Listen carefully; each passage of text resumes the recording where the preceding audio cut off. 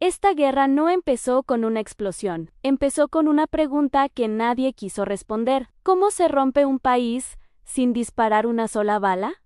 ¿Cómo se convierte una frontera en una herida? Y cómo una decisión tomada hace décadas puede terminar, años después, en una guerra que sacude al mundo. Cuando Rusia invadió Ucrania en 2022, muchos pensaron que todo había comenzado ahí. Pero esa fue solo la última escena de una historia mucho más larga, una historia de imperios que cayeron, promesas que nunca se escribieron, miedos heredados y decisiones políticas que fueron empujando, poco a poco, a dos pueblos hacia un conflicto que parecía imposible hasta que ocurrió. Hoy no vamos a hablar de propaganda ni de titulares apresurados. Hoy vamos a reconstruir los hechos, paso a paso, para entender cómo el pasado terminó detonando el presente. Porque solo cuando conoces toda la historia, entiendes por qué esta guerra no empezó en 2022 y por qué su final todavía no está escrito. Para comprender el conflicto entre Rusia y Ucrania, hay que partir de una realidad fundamental.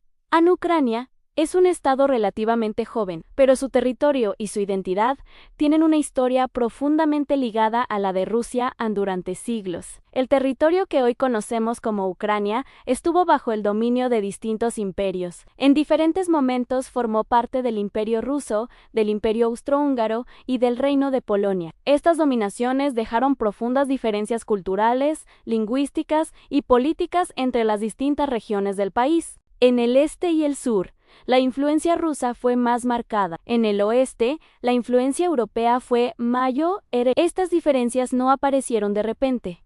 Se formaron a lo largo de generaciones. En el siglo XX, tras la Revolución Rusa, Ucrania se integró a la Unión Soviética como una de sus repúblicas. Desde Moscú se ejercía un control centralizado sobre la política, la economía y el ejército. Durante ese periodo, Ucrania vivió algunos de los episodios más dramáticos de su historia, como la Gran Hambruna de los años 30, conocida como el Holodomor, que provocó millones de muertes y dejó una huella profunda en la memoria colectiva ucraniana. Décadas más tarde, en 1991, la Unión Soviética colapsa. Ucrania celebra un referéndum de independencia y más del 90% de la población vota a favor de convertirse en un país soberano. Rusia reconoce oficialmente esa independencia. Sin embargo, nacer como Estado no significó estabilidad. Ucrania heredó una economía frágil, instituciones débiles y una posición geopolítica extremadamente delicada, situada entre Rusia y Europa Occidental,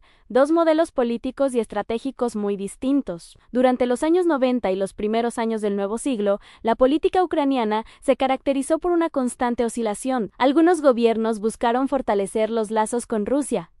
Otros apostaron por una mayor integración con Europa. Esta división también se reflejaba en la sociedad. No se trataba solo de políticas, sino de idioma, identidad y visión de futuro. En 2004, tras unas elecciones presidenciales acusadas de fraude, estallan protestas masivas conocidas como la Revolución Naranja. Se repiten los comicios y el país gira momentáneamente hacia Occidente. Sin embargo, los problemas estructurales persisten y la estabilidad no llega. La corrupción, la desconfianza política y la polarización continúan creciendo. El siguiente gran punto de quiebre llega en 2013. Ese año, el presidente Viktor Yanukovych, elegido democráticamente en 2010, decide suspender la firma de un acuerdo de asociación con la Unión Europea y optar por fortalecer la relación económica con Rusia. La decisión provoca protestas masivas en Kiev y otras ciudades. Las manifestaciones, conocidas como el movimiento Euromaidán,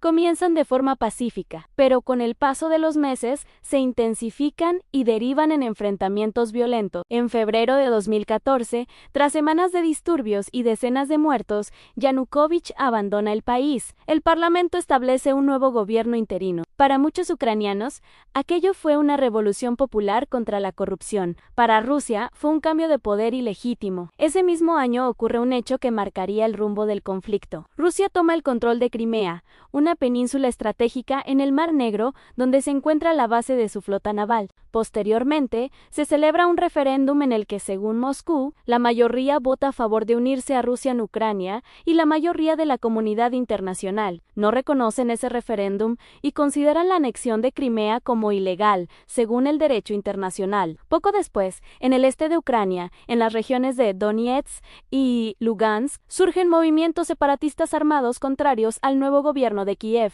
Comienzan enfrentamientos entre estos grupos y el ejército ucraniano. Se inicia así una guerra en el este del país que, entre 2014 y 2021, causa miles de muertes y millones de desplazados, aunque durante años recibe una atención internacional limitada. Para intentar frenar la violencia, se firman los acuerdos de Minsk en 2014 y 2015, con la mediación de Francia y Alemania. Estos acuerdos buscaban un alto el fuego y una solución política al conflicto. Sin embargo, nunca se aplicaron completamente. Ambas partes se acusaron mutuamente de incumplirlos. El conflicto quedó congelado, pero no resuelto. Mientras tanto, otro tema se volvía cada vez más sensible.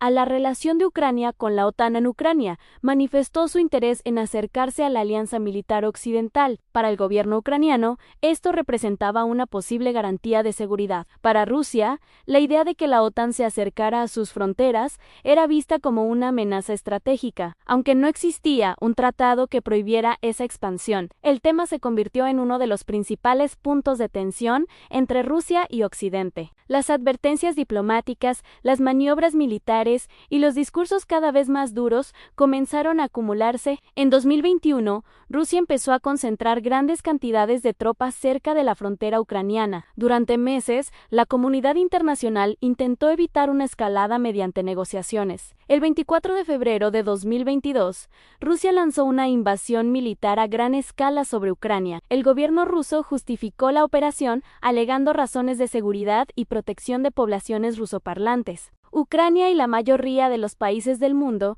condenaron la invasión como una violación de su soberanía. Lo que muchos creyeron que sería un conflicto breve se transformó en una guerra larga y devastadora. Ciudades enteras fueron destruidas, millones de personas huyeron de sus hogares, infraestructuras clave quedaron gravemente dañadas.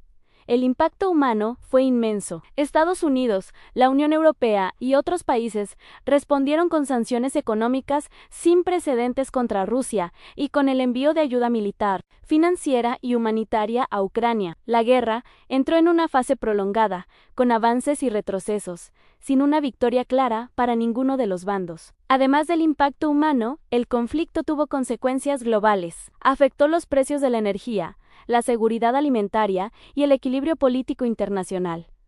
Hoy, la guerra continúa.